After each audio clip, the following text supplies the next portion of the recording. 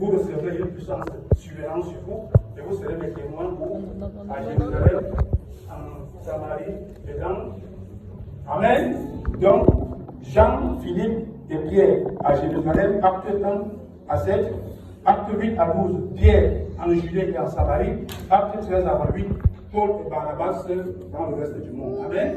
L'accomplissement. Donc, les épîtres sont les arrière-plans des actes des apôtres. Donc, tous les épîtres que vous voyez là, c'est à peu près, vont décrire de façon détaillée l'ensemble des événements qui se sont passés dans les actes des apôtres. C'est ça qui va être décrit, et notamment, et le plus la plupart du temps, celle qui concerne Paul, n'est-ce pas, à travers ses voyages missionnaires. Donc, ensuite et enfin, donc, nous avons le retour de Jésus. Hein, dans l'Apocalypse. Amen. Donc, bien aimé,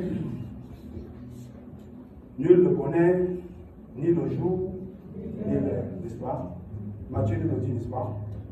Donc, mais ce qui est certain, c'est que la venue de Jésus se fera, et sa venue, n'est-ce pas?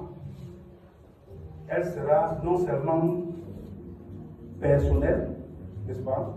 Elle sera personnelle. Elle sera corporelle. Elle sera visible. Donc Jésus ne va pas venir comme un spectre. D'accord? Il va descendre. Amen. Il va descendre. Et il va juger. Hein? Il va juger les vivants et les morts. Amen. Il va le faire, n'est-ce pas? Donc, nous devons être prêts, bien aimés, n'est-ce pas? Nous devons être prêts. Et Matthieu dit que quoi? Matthieu 24, 42, 44 dit quoi? Nous devons faire quoi? Nous devons prêcher l'évangile jusqu'à ce qu'il revienne. Amen. Nous devons prêcher l'évangile jusqu'à ce qu'il revienne.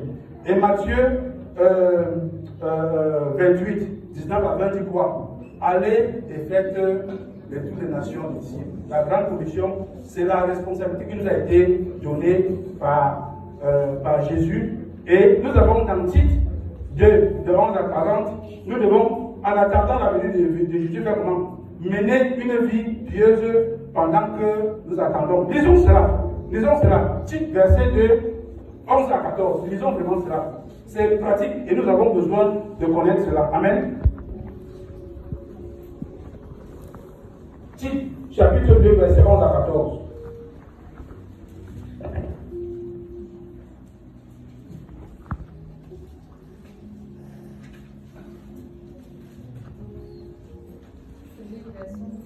Oui. Car la grâce de Dieu, source de salut pour tous les hommes, a été manifestée.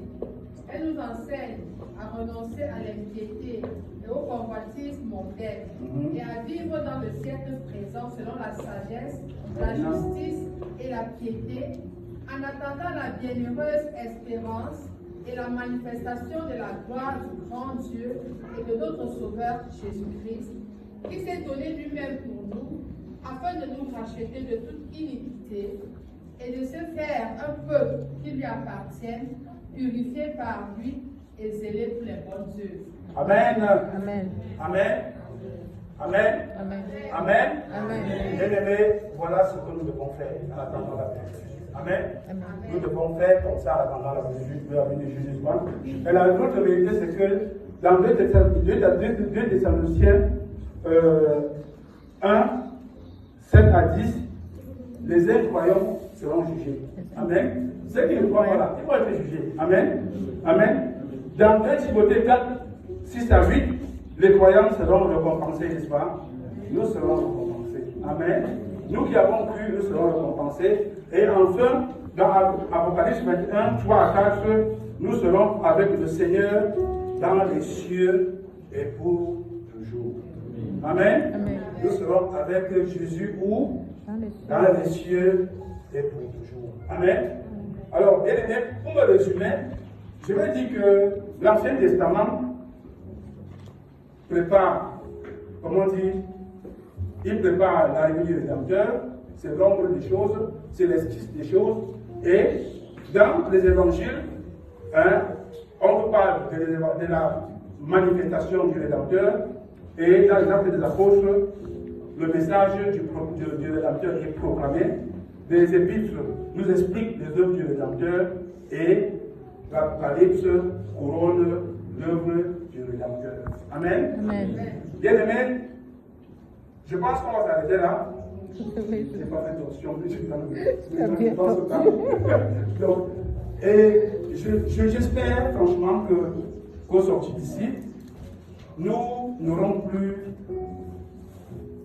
de mal, quand nous prenons notre Bible, de nous situer, n'est-ce pas, pour savoir où nous nous trouvons. Mais l'essentiel étant que quoi? Que nous sachions ce que nous devons faire en attendant le retour de Jésus, bien aimé. Amen. Amen. Nous ne devons pas simplement être les chrétiens du dimanche,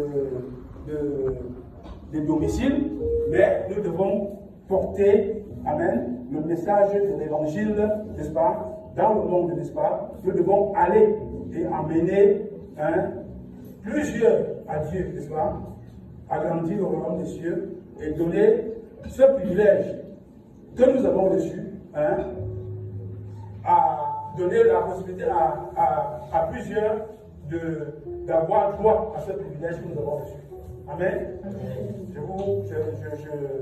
Je prie notre Père Céleste afin que véritablement il illumine les yeux de chaque cœur ici présent pour qu'il n'y ait plus d'incompréhension, qu'il n'y ait plus de zone d'ombre pour ce qui concerne le merveilleux message du salut. Amen.